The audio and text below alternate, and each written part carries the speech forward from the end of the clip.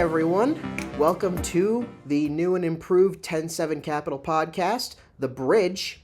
My name, as always, is Tyler, and this is our man of the hour, Timnihill, founder and CEO. This is a new iteration of our podcast. Still the same Tim and Tyler, still the same types of discussions, but we want something that's more of a focus on the intersection of traditional finance with the future of wealth. That's kind of what we've been discussing in a lot of our videos. We'll get to the new name and why we chose it in a bit. But if you've been wondering where we are, that's what's up, and we'll get to more of that in a bit. As I said, I am the head of communications here at 107. For those who are just tuning in now, this is our founder and CEO, as he said. It feels like every year the playbook for advisors just gets rewritten, and I think today, let's talk about financial advisors and financial services. Mm-hmm. No, fantastic. But today I think we'll start off with something similar to kind of what we've been talking about, but in a more broad sense. Really how the role of the IAR, the investment advisor representative in particular, is evolving, in this age of crypto, in this age of technology, as you've put it in previous episodes, in this age of digital assets. And when you think about, what it meant to be an advisor, 10 years ago versus today, it's almost a different job, right? Yeah, I think it's the advisor of 10 years ago, for the most part, was more of a glorified teacher. They thought because they got this special designation as a CFP that, I can help people with financial planning. And then they come to find out when people start to retire that people are not mentally ready for retirement, and they get ill, sick, and die within the first 5 years. So everything they've been selling for 40 years was complete nonsense. So in this age, in the age of I would call financial awareness, I would say financial advisors in their current capacity are going away. These firms that have accumulated assets and charged fees and made up concepts like retirement are going away, right? Like, what kind of nonsense is it to think that you're going to waste 50 of your working years of your life so you can retire at the age of 72 because someone from BlackRock told you to? Like, this way of thinking is nonsense. Yeah. I mean, like the message, it's not my problem because the market will dictate it for me. Mm-hmm. Yeah, and I mean, it's like there's so much is changing so quickly. I know you mentioned on a previous episode when we were discussing you going to Bitcoin 2025, just the air in the room was like there were so many more people there that in previous years. There were so many influential figures from the mainstream. People are really starting to take it seriously, and we'll discuss it a little bit more, but just the level of adoption that DeFi and digital assets are, not just cryptocurrency, but digital assets in general. The tokenization of everything. Yeah. The tokenization of assets, the level to which that's happening. We'll get more into that this episode and as well in future episodes. But my God. Yeah, I mean, if I'm never one to kind of hold back, right? I just share things as is. So if you're looking at what's happening now, is you're now going to get the new age of financial advisory work that's coming to the marketplace, right? So your CFP, CPAs, even your attorneys are mostly going away. A lot of them can be replaced by AI anyways. As we talk in our inner circle and in my circles, if you're not having algorithms run your models for you, or you don't have computers doing quantum computing and all that stuff inside of your organization, you're already outdated. And the issue for this is the adoption curve is heavy, right? Like in crypto, we've been doing crypto for 7-8 years now, right? We're one of the few, if not, I don't know really any advisor out there that can say that they have a 1, 3, and 5 year track record in crypto, specifically in the actual asset, right? They could say, I have a track record with ETFs, and we could do that too.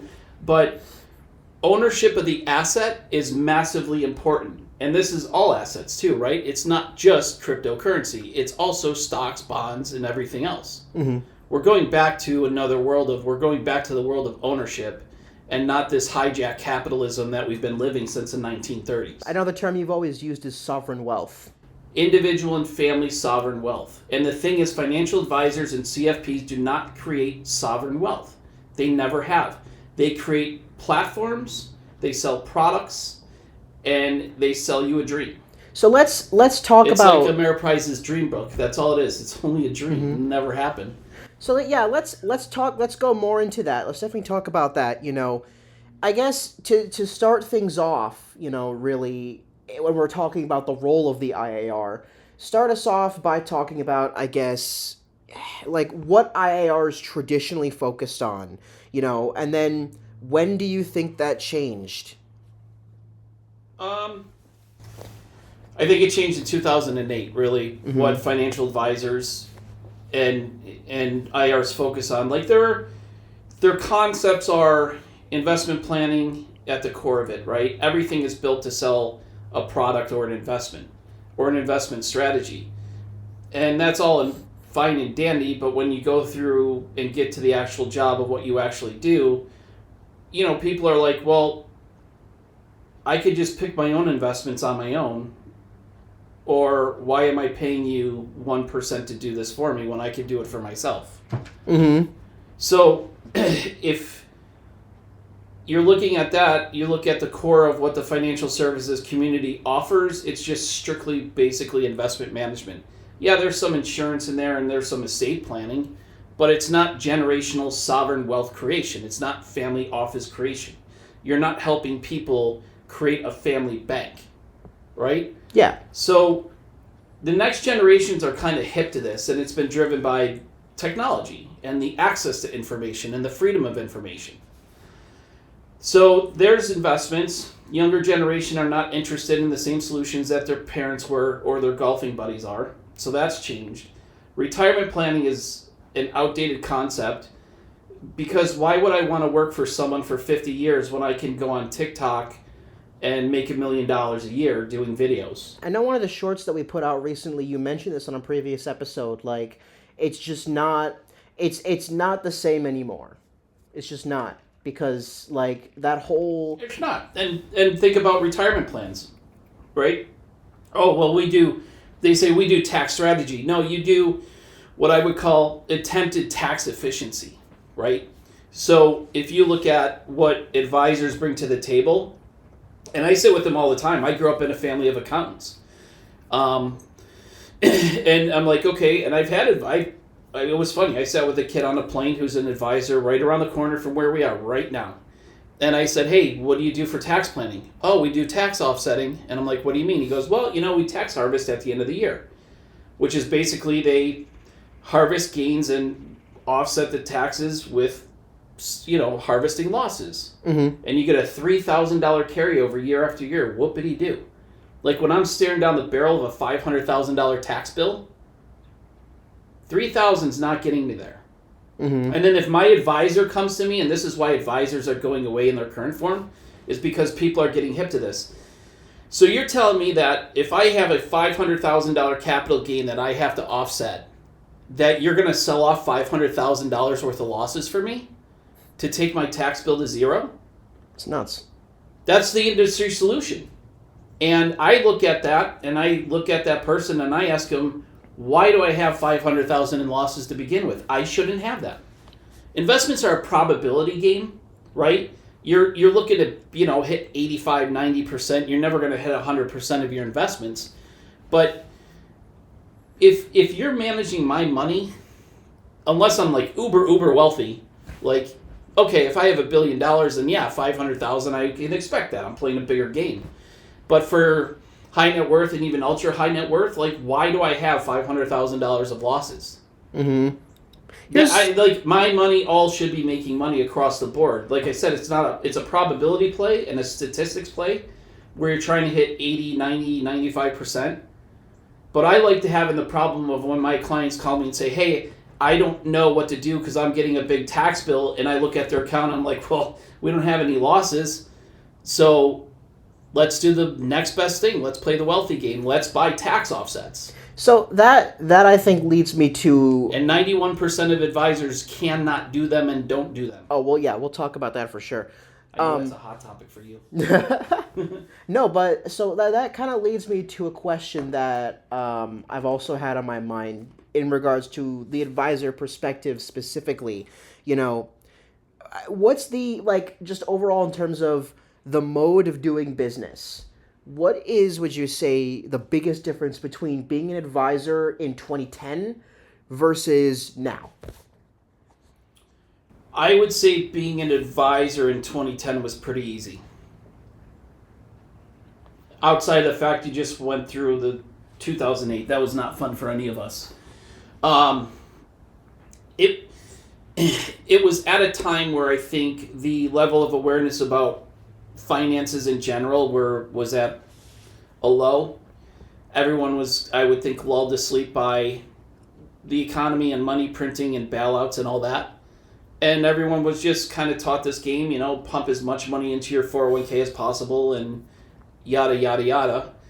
Had the lobster bisque, but it's different now post-technology and post-COVID because the dynamics of our world are way different. And the next generation of technology is absolutely disruptive. And there's now this dichotomy and shift from 15 years ago, your baby boomers were still towards the end of their cycle going into retirement, right? Mm-hmm. And now you have the largest generation go into retirement, and they all learned what retirement is and what it isn't. And you now have all of those folks that are getting older, and the wealth is getting passed on to the next generations. And for, your generation, it's not easy. Mm-hmm. It was very easy when I graduated college to kind of figure things out. Yeah. You could get a job, you had access to employment, and then, you would start building your life, rent an apartment, all that stuff. We don't have that anymore. We have generations going into massive amounts of debt for an education that doesn't get them anything, and then they're turning around, and it's so hard to secure housing, whether it's rental or real property. Now it's just completely different. The amount of people in my generation that I know who don't live with their parents, I can count on one hand. Yeah. So the dynamics have changed. And 2008 was the beginning of the collapse of the U.S. dominance and the U.S. financial empire. This country has fallen apart from the inside. Can you restore it? Who knows? And then you have a complete collapse of currency, and you have governments that are out of control. They figured out that they could print money, and now they debased currency. So if you're looking at this from the proper lens, whether you're a client or an advisor, and you study currency debasement, not inflation. Inflation's a made-up term. Currency debasement. And you see that your S&P 500 index is not creating you wealth, it's keeping you at the same level that it has for 15 to 30 years. Mm-hmm. So you're not investing, and if every advisor is benchmarking them to the S&P 500, well, here's why you're getting replaced, because now you're being benchmarked to Bitcoin. Yeah, so then I think that leads me on to my last question before we move on, which is just about that benchmarking. Do you think advisors today are under more pressure to educate or to perform? Both. You have to do both. You have to do both. I think the previous generations kind of signed off financial accountability to someone else and kind of assumed that they were going to take care of it. But I think it's both now. I think the advisor has to step in as the educator. I think the advisor has to be aware of the new technology. I got a text from our sales guy in Connecticut, and he was going back and forth, and here's what he said. He's like, okay, so RIAs, IRs, and guys and gals that clear through Schwab, Fidelity, and platforms, as an RIA can engage with us from a crypto RIA perspective to get into the next generation of technology and finance. Yeah. But firms like his at Ameriprise, Merrill, JP Morgan, Stifel, Ray J, which is Raymond James, LPL, etc., no way.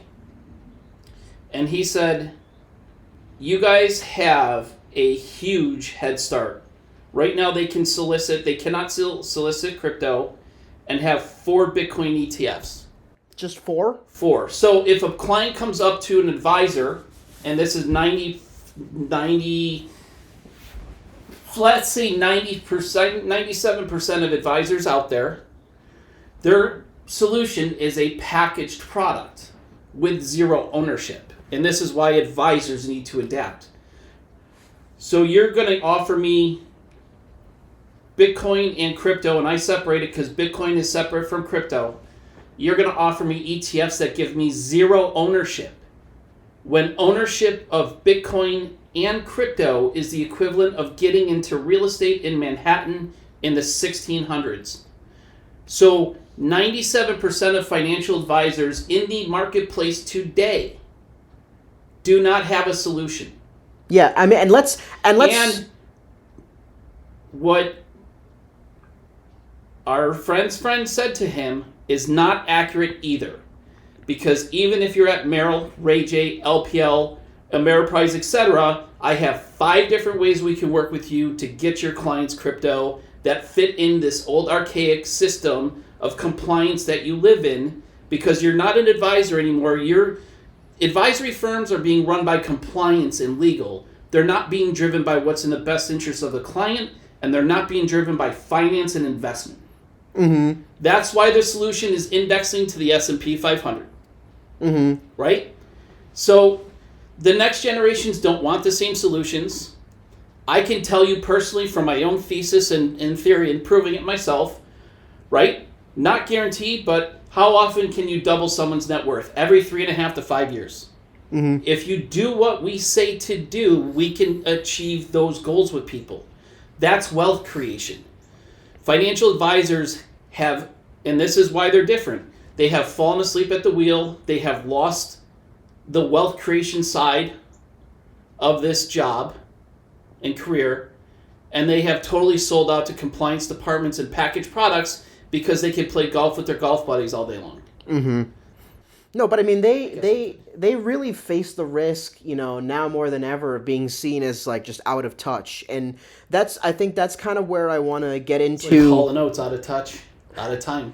Mm-hmm. And that's kind of where I want to get into, what I like to call the crypto curveball, really, because crypto disrupted that whole conversation. It really, I mean, DeFi and decentralized, digital assets in general, but crypto in particular really disrupted that whole conversation. Because it's like you said, especially with crypto, clients are investing in crypto now without their advisors. They're getting into it directly. They're already doing it. Yeah. For sure. They're already doing it. And we're even seeing now, institutional adoption. I mentioned this earlier, Fidelity, BlackRock, JP Morgan, they're all legitimizing digital assets, even as, some of the executives and CEOs at those firms are still talking crap about crypto. Larry Fink.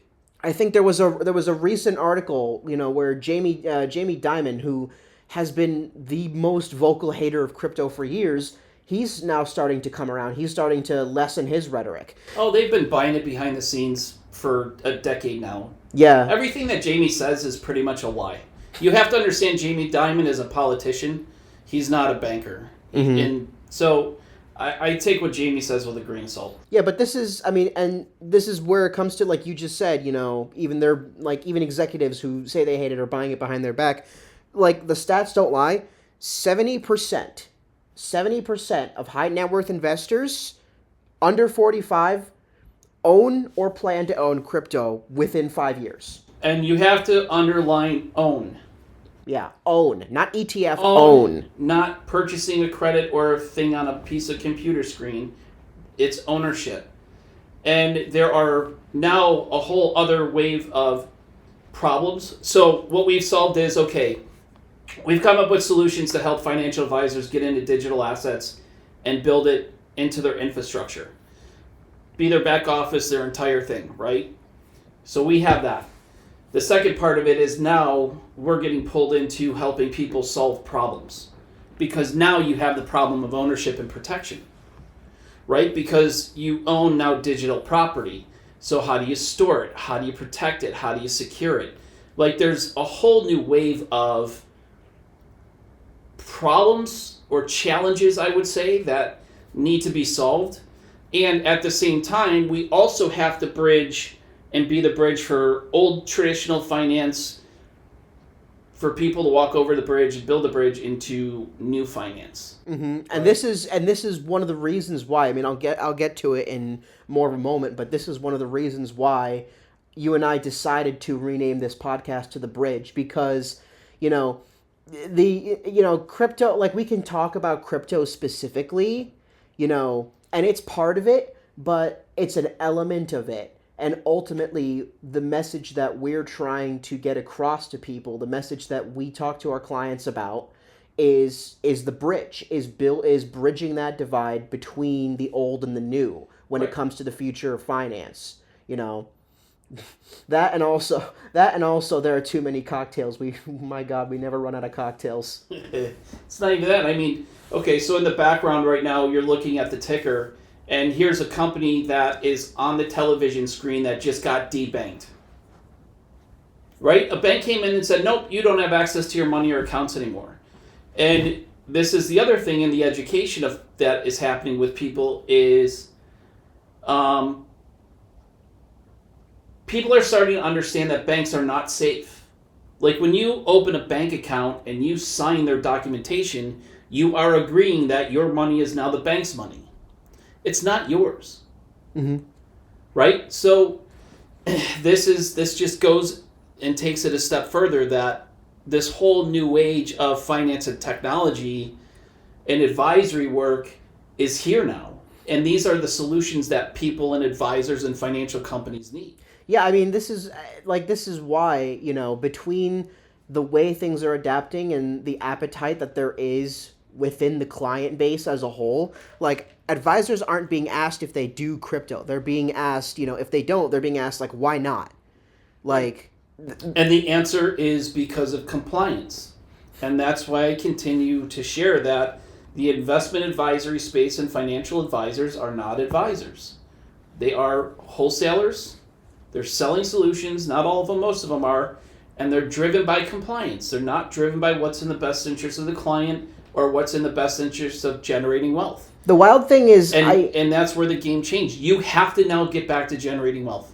The wild thing is, I feel like a lot of advisors don't even know. Like, a lot of advisors don't even grasp that this is what they're supposed to be doing. They just go in and they have this attitude of, okay, well, I've now joined, this system. My job is to make sure... I think the term you used from when you were at BlackRock, I think you said something like feed the machine? You gotta feed the beast. Feed the beast. You gotta feed the beast. Yeah, and they go into it and they just say, all right, we gotta feed the beast. Yeah, they're trying to feed the beast and make the beast keep growing. And a lot of it's just to protect someone else's livelihood. Mm-hmm. And this is why advisors, this is one of the reasons why, if you watched our, previous video,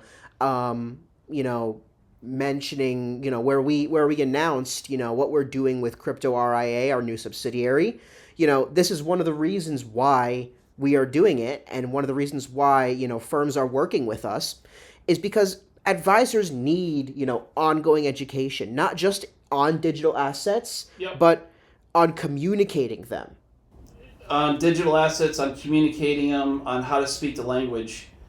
So it's a time sink for advisors. It will take advisors at least 3 to 5 years to adopt and adapt. By the time they get there, it's already going to be too late. Because the way that people value their lives today is valued in terms of a fiat currency or a dollar, right? Mm-hmm. Well, the price of Bitcoin alone in 5 years will be unaffordable for pretty much everybody. So that's why they have Satoshis and fractions of Bitcoin. Mm-hmm. And everyone's like, what the heck's a Satoshi? And, well, you're a financial advisor. You should know this. What the heck is a cent? It's a portion of a dollar. So, exactly. So now you're talking dollars and cents, except you're talking in relative to Bitcoin and Satoshis and all this other stuff. We're kind of going back to the 1950s where things costed 5 cents. Now we're talking about Satoshis. We're going back to that. Right. And then once you come to the adoption and the framework in your mind of, and you in order to get to the point of view as an advisor, you have to unwind everything you've learned about money, and you have to unwind what you've been programmed with. Because everybody's been programmed about conceptualized money. Even the market doesn't really get it because they display Bitcoin and other cryptocurrencies in terms of stock shares. Right. It doesn't... Like, oh, Bitcoin stock went up. Bitcoin shares went up. The share price went up. Oh, no, Right. It went down. And everyone's like, oh my God, look at gold. It's like, who cares about gold? Well, Listen, gold... I'm a gold bug, and I can tell you its utility value is nothing anymore. Mm-hmm. It's not going to be utilized in the same capacity it has for 100 years. And while it's having its day in the sun, if you will, it really isn't, because Bitcoin is eviscerating gold. And it's a short-term solution. Bitcoin has eviscerated gold, and it's eviscerated the S&P 500.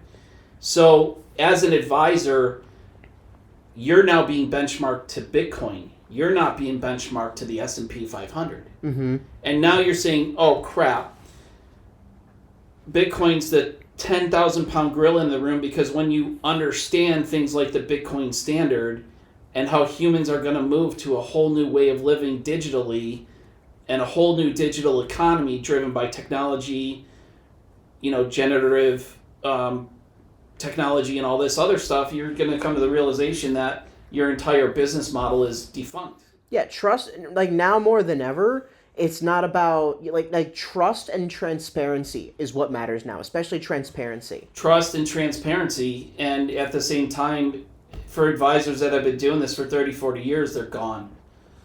Mm-hmm. And this is what people don't understand, and why advisors have to adopt to the digital age, is because if you don't, you're gone.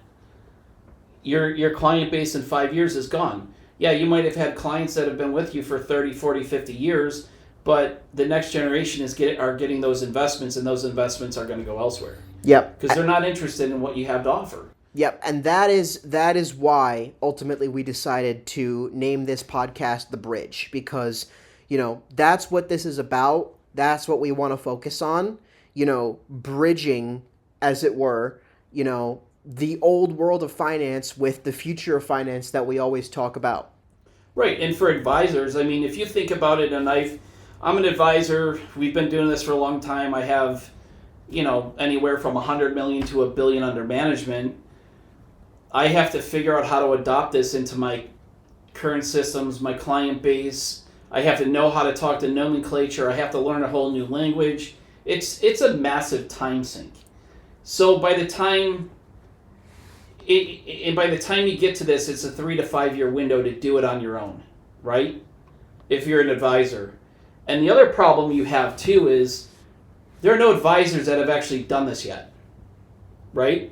I'm not trying to brag or anything, but it's kind of like a little bit of a brag. It's a humble brag. No one else has done this yet, right? And in my world and in my life, well, I was on the ground floor doing fiduciary and ERISA fiduciary work. I was on the ground floor of the 401ks before it got absolutely hijacked by Wall Street. And then I was on the groundwork for indexing and ETFs. So crypto is all three of those wrapped together, multiply it by 100 billion, and that's how big crypto is now for advisors. Yeah. So your entire life as an advisor is going to be replaced by digital assets and crypto. So here's one question that I want to kind of cap off with, and I think there's a couple more things I want to talk about before we head off, but one big question that I do want to ask, now that we have all of this as a foundation, what would you say, having gone through it, having really pioneered this, and now, working with other firms through Crypto RIA, what would you say is the first step for an advisor who wants to start learning without feeling overwhelmed? Yeah, good luck.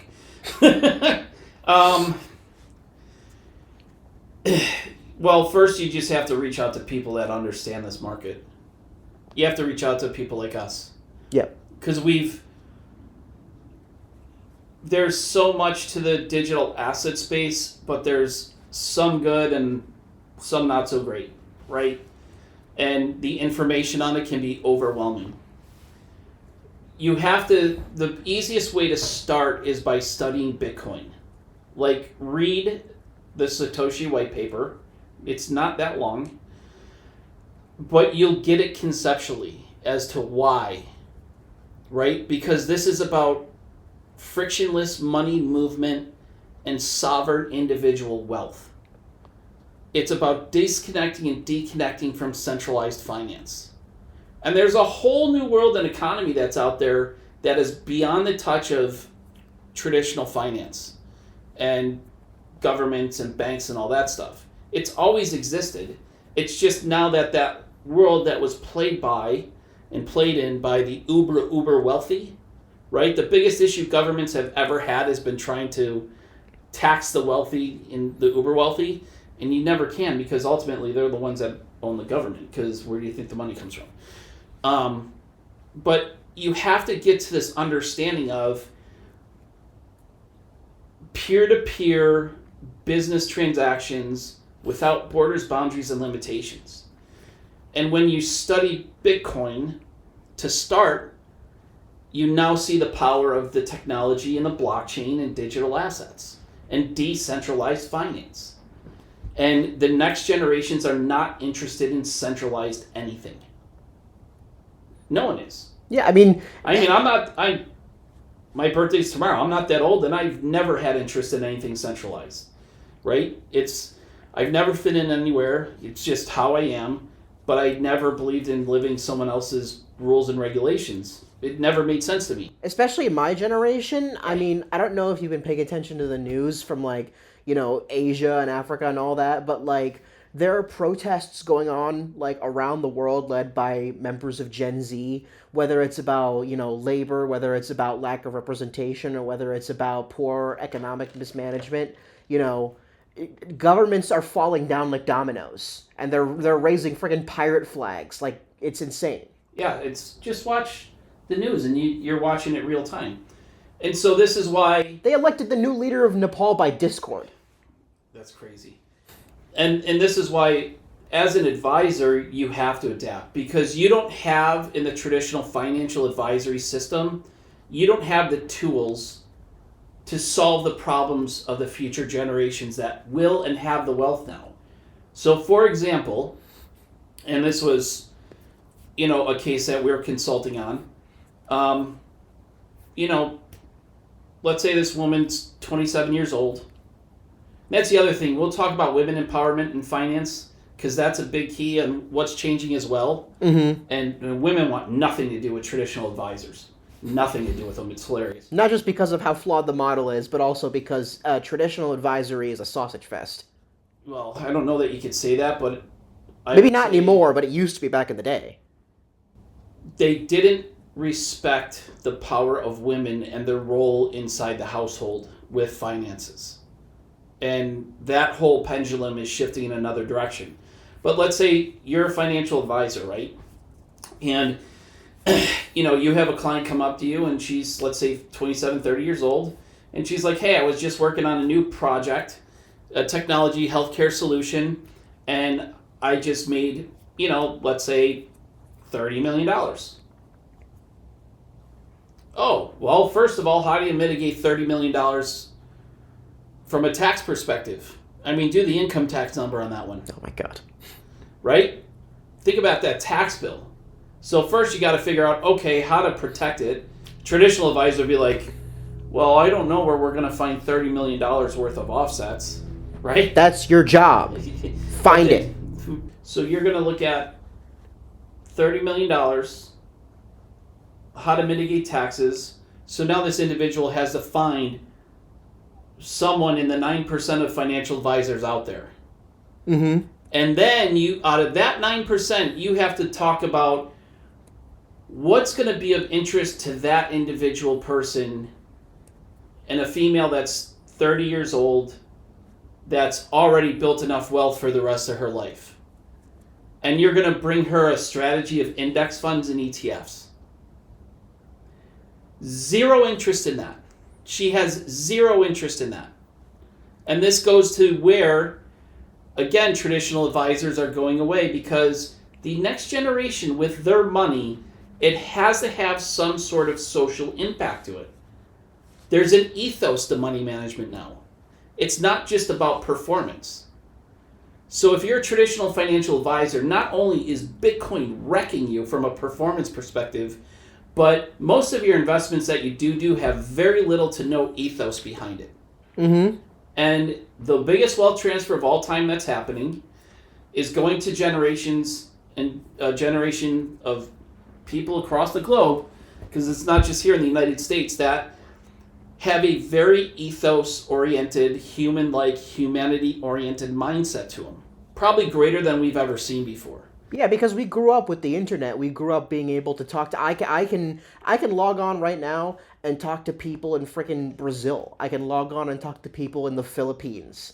And it's normal. There's no, it's not weird. It's just like anybody can reach anybody. The world is oyster in your hands. The world is clay.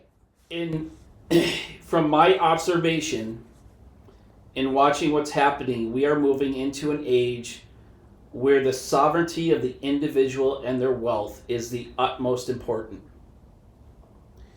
It's not just about systematic wealth. It's about decentralized, disconnected wealth to where it's almost constitutional related. It's a human constitution to it now. Mm-hmm. So no, the traditional advisors do not have the skill set and the capabilities to do this. And the problem is it's now at all of our front door. We've evolved because we've had our own path. Partly because I find traditional financial planning to be, quite frankly, boring. It's inaccurate. And all the mathematics that the system and all these simulations are based on are just, they're not correct. It's bad math. And I studied engineering and finance at Georgia Tech. I'm pretty sure I'm good at something mathematics related. And I can tell you most financial planning is bum math. The Monte Carlo simulations are not accurate, and it doesn't work. Yeah, That's why, and every advisor knows it. And we're having conversations with advisors on two fronts. One, they want to live in a less restrictive, less compliant-oriented environment because they want to do well for their clients. They want their clients to be successful just like they want themselves to be successful. And not only that, but their clients, because their clients are more aggressive about not only, wanting their money to go to something, but also just in general, wanting advisors to be more transparent and be able to trust them more because those clients are now being more assertive. Not even aggressive, just straight up assertive in general. Advisors, who adapt are going to thrive. If they ignore that change, then they're risking irrelevance. It's like the text I read before. We have a huge leg up, and anyone that does this has a huge leg up. And the second part of it is the advisory community and a lot of advisors we're talking with are just flat out bored. It's boring work. You're not really investing anymore. You're buying a packaged product. Like anyone's like, oh, we got great ETFs. I'm like, I don't want an ETF. If I'm trying to play in a thinly traded market, or I can't get exposures there that meet my risk requirements or risk management requirements, I'm buying and taking ownership. Ownership's the most important thing to accumulate wealth. You have to have ownership. Now you just have to have structured ownership, but at the end of the day, it's just an outdated model, and everybody's waking up to it. And so, if you're an advisor, and every advisor we talk with is trying to figure this out, you're being benchmarked to Bitcoin, and you can't do Bitcoin. You can't talk about Bitcoin. And Bitcoin is the gold standard of the future. We've already connected it as humans to digital gold. So it's going to be 3 to 10 times more valuable. Its utility will be way beyond gold because you don't see people trading gold bars at Starbucks. How gold is worth anything is beyond me outside of its use for space utility and metals and manufacturing. Mm-hmm. But really it has no relevance in the financial world. It has no relevance in the Western world from a monetization perspective and monetary perspective. It does not back the dollar. There's not enough gold to back the U.S. debt. It's just sitting in Fort Knox doing nothing but collecting dust. Yeah. And everybody knows this now, or everybody's waking up to it. So what's the utility of gold? Mm-hmm. And we'll definitely get it. We'll definitely get more into that in future episodes. We intend to dive deeper. With the new focus that we have, we very much intend to dive deeper into very specific topics. Digital real estate. Yeah. Custody, compliance, tokenization, all that types of stuff. We're going to dive into all that. We're going to revisit and expand on topics from previous episodes, under the old brand. We're going to really dive into this, and we think we're going to have some fun with it. Yeah, and I mean, go to our website, www.cryptorea.us. Mm-hmm. Sign up for the Crypto Collaborative, our newsletter. Yep, or you can go to our main website, tensevencapital.co, see what we're about, whether it's specifically our crypto RIA side of the business, or just in general what we're doing with our clients. I said this in the first episode, and I'm gonna say it again. Stay tuned, because we're ahead of the curve. Yeah, I mean, and with where we're at, we have our family office that we work and help with people on a lot of stuff that they can't get from their financial advisors. We're usually the advisor to the advisor, and the advisor to the advisor's client. Yeah. Because we do things that no one else is doing, especially when it comes to alternatives and tax planning and all that stuff. And then in the digital asset space, it's, we've just fallen into this world where we're now helping people adopt into this new age of technology. And if you're not doing crypto and you're in the financial services business, you're going to be doing it soon. Otherwise, you won't be doing any of it at all. Yep. Well said. That's a good way to cap it off. But yeah, that being said, as for this week, we're across the bridge. So this has been the first episode, as it were, of the new and improved 10-7 Capital podcast, The Bridge. We hope you enjoyed. We hope to see you around. Be sure to follow us on our socials. And yeah, my name is Tyler. Timnihill. Thanks. Hope to see you around. Thanks for tuning in. Yeah. We need spa music to the back of the bridge. That would be great. Like the 92.5 music.